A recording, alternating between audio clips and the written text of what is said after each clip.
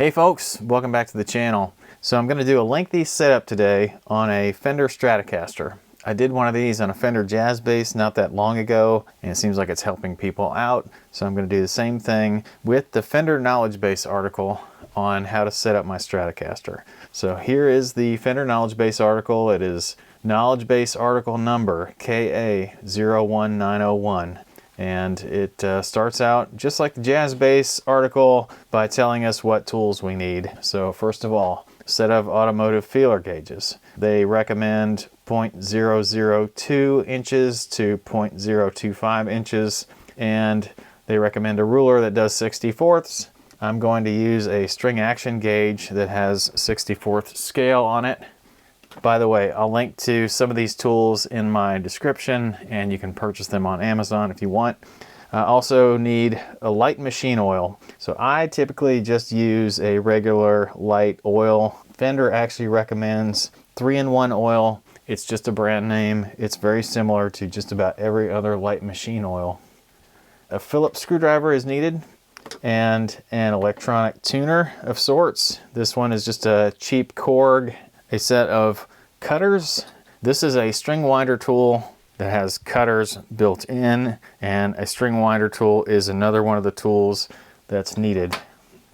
And then lastly, they recommend polish and cloth. You don't have to do that every time you set up your guitar, but if you have your strings off, it's a good time to kind of get in and clean things, and I think that's what Fender's getting at with that recommendation. Okay, so first of all, Fender recommends when you set up your guitar to restring it. I'm not going to go through a complete restring today because these strings are not completely worn out, but I will show the installation of one string when it comes to that in the instructions.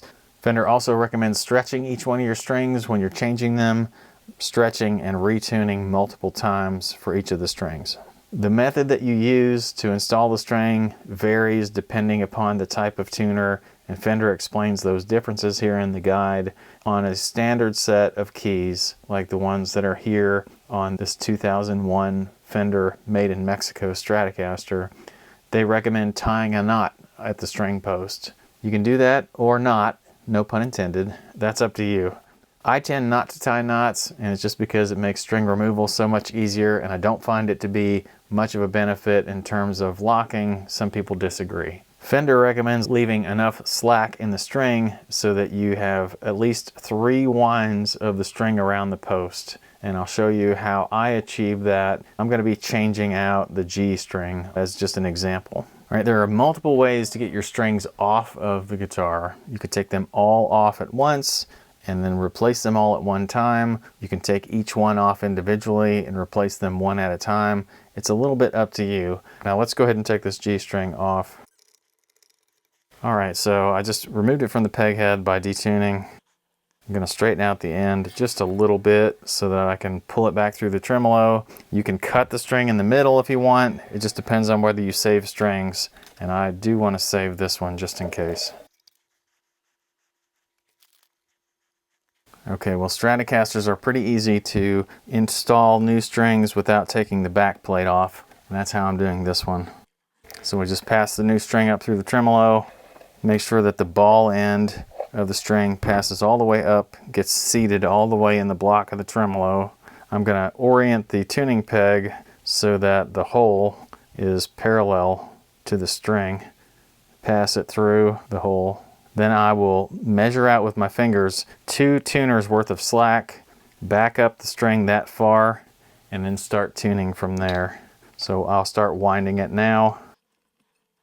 Then I'll pull it tight. Once I get the tuner turned 180 degrees, I'll bend the end of the slack up just so that the next wrap goes underneath. Make sure every other wrap goes underneath, and then take up all the slack. All right, now like the Fender guide says, once you get the string installed, you'll want to stretch it and you'll want to retune it. Now to stretch it, you can just pull on it lightly with your finger in an upward direction. You can also spend some time playing and make sure you get plenty of string bends in there. Actually bend the string up and down on the fret, and it's going to detune over time as you do that, both because the string will stretch slightly and also because it will settle slightly. The other thing you're going to want to make sure of is that the string is riding in the groove on the saddle, and as long as it is, then you know it's installed correctly. Alright, once you've stretched your strings, you'll want to go ahead and cut the ends off, and you'll use your string cutter for that. You want to leave just a little bit poking out of the tuner peg, but not a whole lot. This sort of a tool makes cutting it off at the right distance just automatic. It's not capable of cutting the string right up next to the peg. Now the next step that's listed in the Fender setup instructions is around the tremolo. If you're going to be messing with the tremolo, I recommend you go ahead and remove the back plate. Always a good idea to check out the orientation of your springs. This is the standard orientation of springs on a Stratocaster, at least from the factory. A lot of people like to straighten these out. Some people like to run more, some people like to run less, but I tend to go ahead and straighten these out. Fender's instructions actually don't have a recommendation on spring orientation. Now back here on the front side, Fender says the spec for a floating tremolo is to have 1/8 gap between the back of the tremolo and the body of the guitar. That might be a little too much gap for you, it might not be enough, it's just kind of a user preference, but the 1/8 gap is the factory spec. They further recommend detuning the guitar to the point that the tremolo base plate lays flat against the guitar, then backing out the center 4 screws so that they're a 1/16 of an inch above the body, tightening down the outside 2 screws so that they touch the base plate, then retuning the guitar, and they tell you that that will provide the best stability and make this bridge function like it's a 2-point tremolo. That's not exactly true. I tend to do things a little bit differently here. I will just make sure that the screws are not totally tightened down to the base plate. If they are completely tightened down to the base plate, I find that they inhibit the functioning of the fulcrum. If they're backed off about 1/4 to 1/2 of a turn from full tightness, that's about the perfect point for me. Now, something that's mentioned multiple times in the Fender instructions is to lubricate each of the points of metal to metal contact. So you'll want to lubricate the strings at each one of the saddles, also lubricate the string tree up here. Now in the case of my tremolo is sitting directly on the body with no gap, but I would like to set this one up as a floating tremolo. So I'm going to go for that 1/8 of an inch gap, meaning that I'm going to have to loosen the springs on this guitar just a bit. I find that a very long screwdriver helps the most with this because it allows you to get the best angle of attack on the tremolo screws. These are going to have to be loosened one at a time, and I always try to count the number of turns and keep the same number of turns on each screw, 1/4 of a turn at a time. I would say that's close to a 1/16 of an inch of a gap. I don't want to go the full 1/8 because as I loosen these, I'm detuning just a bit, and when I retune, I'll get even more gap. Okay, I would say that's about halfway, so let's go ahead and retune. Alright, well after tuning, I'm still about a 1/16. I'm going to go ahead and loosen these just a bit more. After one more round of loosening those screws and tuning back up, I have the tremolo floating where I want it to float. The step that they actually recommend after setting up the tremolo is to rough out intonation. And intonation is basically the distance of the saddle from the nut. It varies per string. The basic way to rough out intonation, you start by setting the high E string saddle to the scale length of the guitar. So the distance from the contact point of the high E string saddle all the way up to the contact point of the nut should be 25.5 inches. The distance of the next saddle should be back about the same thickness of that string, and again for the G string, back a little bit more the thickness of that string.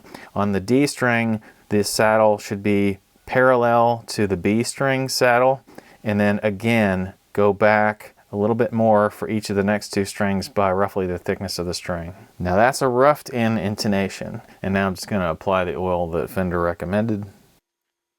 both to the saddles and up here at the string tree. Next up on Fender's list is truss rod adjustment. Now, you'll probably end up having to adjust the truss rod of your guitar twice a year in climates where the humidity and the temperature varies a great deal. Wood moves, and it especially moves under different temperature conditions.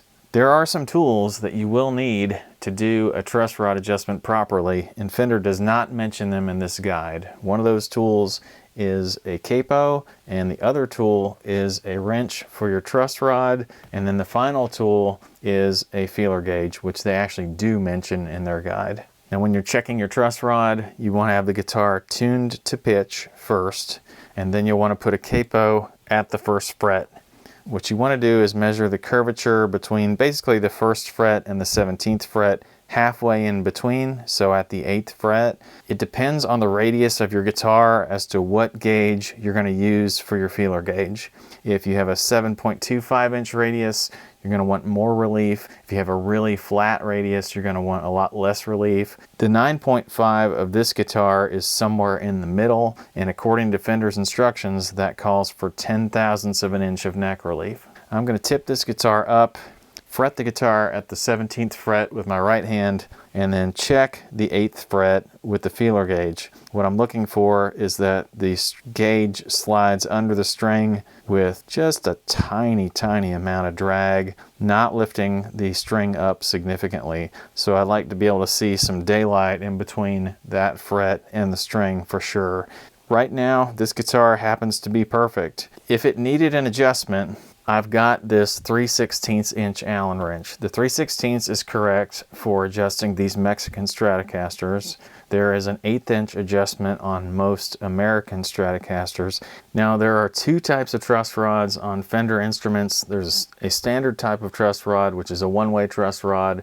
Now, this type of truss rod, the guitar will have a certain amount of natural relief because of the tension of the strings, and it's oftentimes too much relief without some tension on the truss rod. You then tighten the truss rod to bring the relief into spec, basically reducing the up bow in the neck. And then there is a biflex truss rod, which is a two-way truss rod. Now, the biflex truss rod, you can actually put the neck into a back bow if you want to, or you can actually introduce an up bow if you need to.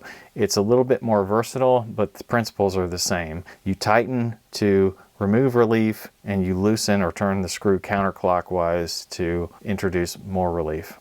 I don't actually have to mess with this truss rod, being that I have the correct amount of relief. If you do have to adjust your truss rod, I recommend a long wrench like this one, especially on a Fender headstock, because it lets you get past your tuners and into the truss rod hole without having to kind of get rid of the strings or move the strings out of the way. Now, the Fender instructions don't say it, but a lot of people say you should never turn your truss rod more than about 1/4 to 1/2 a turn at a time without letting the truss rod sit or the neck sit and adjust to that new setting to actually figure out what you really did to the neck. Sometimes the neck is going to move a little bit more after you've let it sit for a while. All right, last thing is action, and this is something that everybody sort of associates with the truss rod. Action is not set by the truss rod, it's set at the saddles. Relief is set at the truss rod. So the action spec for this Fender, which is a 9.5 inch radius, is going to be 4/64 at the 17th fret. Action is a user preference, so you're going to probably end up setting it where you want to, but 4/64 is the starting point for this guitar. So to check my action, I've got this string action ruler that measures 64ths, and to adjust my action, I just use a small Allen wrench. Now I'm going to check the action by turning the guitar up, measuring from the side at the 17th fret. In this case, my low E happens to already be perfect. My A is a little farther off, and every other string needs to be raised from there. So I'm going to go ahead and raise each one of these by tightening the screw in each one of the saddles. So I'm going to give each one about 1/2 a turn. It still needs just a bit more. I'm going to give it a 1/4 turn. Might have gone just a touch too far, so I'm going to back each one off 1/8. It doesn't take much adjustment to go very far with these. Now I just need to keep going up the line. Now, if you want to be technical, I should be tuning these strings after each one, but I know enough to get them close. I will check them again once I tune the guitar.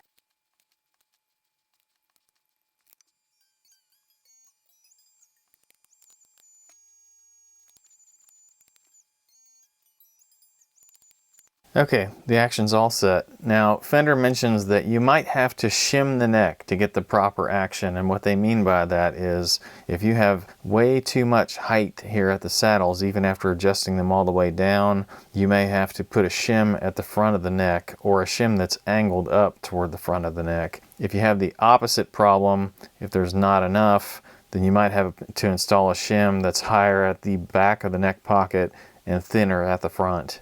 Next spec on the Fender setup sheet is going to be pickup height. Now they recommend different pickup heights for different styles. On the standard single coil setting, I want 5/64 of clearance between the pole piece and the string on the bass side and 4/64 of clearance on the treble side. That is with the string depressed at the last fret. Now again, for this, you're going to need a 64th gauge, you're going to need a Phillips head screwdriver, and you're going to have to fret the guitar. So you're going to have to tilt this thing up on its side, measure, and then adjust accordingly. This one is off by quite a bit. I want to raise the pickup, so I'm going to tighten the screw. Alright, well that's the neck pickup adjusted, 5/64 on this side, 4/64 on this side, from the top of the pole piece to the string. Now really you only have to measure the two outside poles because the inside poles might vary in height according to the type of pickup you have. They might have an arc to them, they might be flat across, and they might be staggered. So really you're only adjusting the two outside poles. Alright, that's got those adjusted. I have a video on fine-tuning the pickup height on a Strat or getting it to the spec. Now you'll probably want to watch that. As I say, in most cases, these settings are according to your ear. So after you finish setting these to the correct measurements, you'll want to go ahead and fine-tune them to your ear. And then I recommend that you take a measurement from that point so that next time you have to set up a Strat, you can set them up to the specs that match the ones that you liked according to your ear. Now the very last spec that Fender recommends is fine-tuning your intonation at this point. Now think about everything that you've changed at this point since we roughed in our intonation. We've changed the neck relief, we've changed the pickup height, we've changed the saddle height, we've changed the height of the tremolo itself. So there's a lot of settings that are in here that could affect things. Maybe pickup height not so much, but definitely the other more mechanical settings that touch the strings, and you'll want to fine-tune your intonation at this point because you may have affected it with one of your other changes. Now I've covered intonation in a number of videos, but again, just really briefly, you're comparing the harmonic of the 12th fret to the 12th fret fretted note, and if those two frequencies match, your string is intonated. If the fretted note is sharp, you need to make the string longer. If the fretted note is flat, you need to make the string shorter, which equates to tightening the screw or loosening the screw respectively. So in summary, just like the setup for the Fender Jazz Bass, the Fender guide is pretty good and covers most cases of setup needed for a Stratocaster. It's not perfect because, like I said, they left out a couple of tools like the capo and the Allen wrench for the neck adjustment, but overall it's pretty good. They make some suggestions in there that I think are maybe a little too complicated for most players, but probably better to have more information than not enough. I hope you all liked my video. If you do, be sure to hit that like button or give me a comment, and make sure you hit that subscribe button, and I'll see you guys next time.